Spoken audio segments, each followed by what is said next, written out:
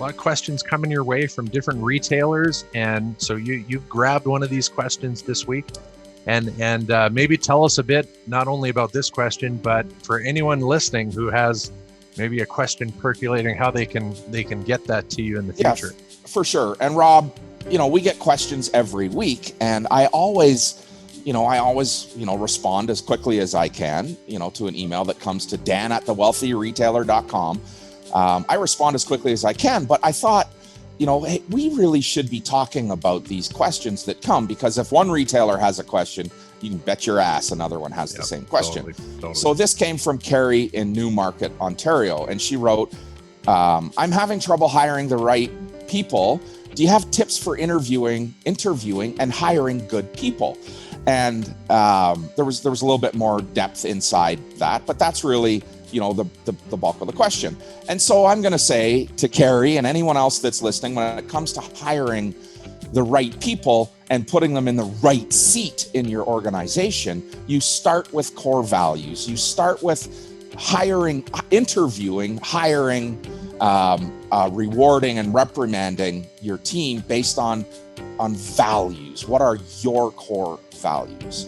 But for this answer, I want to set aside the core values and look at who is trying to join your team, what those applicants are, and what you really need. So I'm going to use this example, a who example. I'm going to use armed forces to start. So there's three types of people who join the Army or any armed forces. For some, it's a job.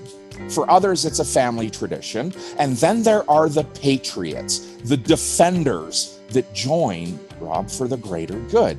Well, in retail, we see the same types of people with slightly different descriptions. We have those that are in it as a family tradition. We talked about JJ's in Kootenay a little while ago. Well, JJ's in Kootenay is a 70, I think it's 73 or 43, 47 almost 50 years old. Yeah. 50-year-old business. So for Ryland, it's a family business. Ryland is the name of the manager there, which you got to follow their reels or their TikToks. They're fabulous. JJ's in Kootenay. Hot boss. Yeah, the hot boss. They've just done a great job of amassing 1 million followers. So, sorry, we sidetracked there. So let's just talk about those that are, they're in it for it's family tradition, and that's how they land in retail. Well, then we have those that come to us that need a job, and they're typically here for the money and will do whatever they have to get that dollar. Those people are often blended, with personality types that long for fame. And anyone that longs to be famous will sacrifice dollars to achieve it. They'll start a podcast, just to be famous, and toss away how much that costs just to achieve some level of fame. But really, people are in it to do good, to make change, to be famous, or to make money. And fame and fortune kind of always sort of tied together. And in our retail audience, in that candidate audience, they are no different. We have the people, that need a job, and they do it for the money. And then we have my favorite, our retail patriots, Rob. They're the defenders. They're here for the greater good.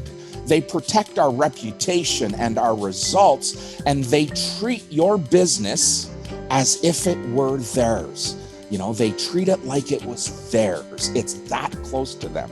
And in your store, we need a comfortable blend of, I need a job, I do it for the money, I do it for the fame, and patriots, people that are here for the greater good. That's how we thrive in retail. So when you look at your audience today, when you look at your team today, start to silo the types of personalities. No one gets a job unless they are, somewhat aligned with our values. If they're misaligned with our values, they shouldn't be allowed in the door. But so that audience that you have really speaks to who you are. And look at the gaps. Is everybody here for the greater good? Or do I have a comfortable blend of greater good and driven for money or fame?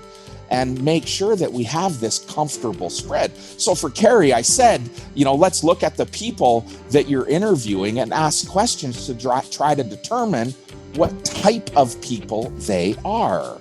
And Plus 32 puts out some really great interview questions in determining someone's personality type. Are they in it for the right reason? Do they need a job? Are they doing this for the money? They got to pay their bills. Those are good people to have around when effectively, properly coached. And then you need your patriots, the people that are ultra protective and will sacrifice $1, to do the right thing for the business. They're protective of reputation and belief system. Yeah. And then I'm going to say, Rob, I would be remiss if I didn't mention there's one more type of person that goes out looking for a gig, that looks for a job. And my friend Kay in Virginia will connect on this one. Some applicants come to us because they're bored and they're looking for something to do. And I tell you, be very, very careful of hiring that personality type, that person that's bored. They're generally, quite self-indulgent.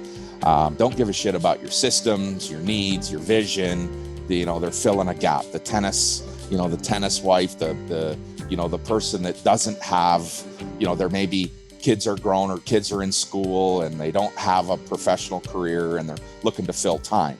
That's self-serving, that's self-indulgent. So you have to be cautious about hiring that person because they typically, like I say, aren't really aligned with your vision, don't give a shit about your vision. It's quite, self-serving what they're doing. So no, it's an interesting take. Yeah. I really like the, really thinking about the seats on the bus and just kind of there's different people you need on your team and you're going to get these in the interview process and not to just, these are my interview questions, regardless of the position, regardless of the person, and really look for those opportunities to find the best fit on the team. Yeah. And Rob, we've said this before, we make the mistake as retailers, we make this sometimes fatal mistake of hiring people based on skill and experience. Yeah. It doesn't matter where they come from. The best thing that you can do is hire people that come from outside your little four-wall world. Allow them to expand. One of the greatest attributes of a really strong leader is the ability to delegate and elevate to unique ability, right? You've got to be able to get to that where you belong and let go of the vine so other people can do what they do. And so when hiring, Carrie and everyone else, look at the team you have, perform your gap analysis. Do I have too many patriots? Do I have too many in it for the money? Do I have too many bored housewives? And how do I now need to start to blend in my team? And you start that interview process. And there are 3 steps in the interview process. There is the get to know you, the 15-minute, is there an attraction? The second one is the core values interview. Yep. Is really examining who this person is and do they fit within my organization. And then the third step is, the capacity, the talent, the skill, the technical side this of is it. where Yep. I go. And every interview conversation or every interview process should start with a 15-minute phone call. Am I attracted to this person? And ask questions like, why did you apply? What drew you? What attracted you to this ad or this? Why are you looking to work here? What is it about us that attracted to you? And we can smell bullshit a mile away. So be wary of great salespeople, that can sell their way into your organization.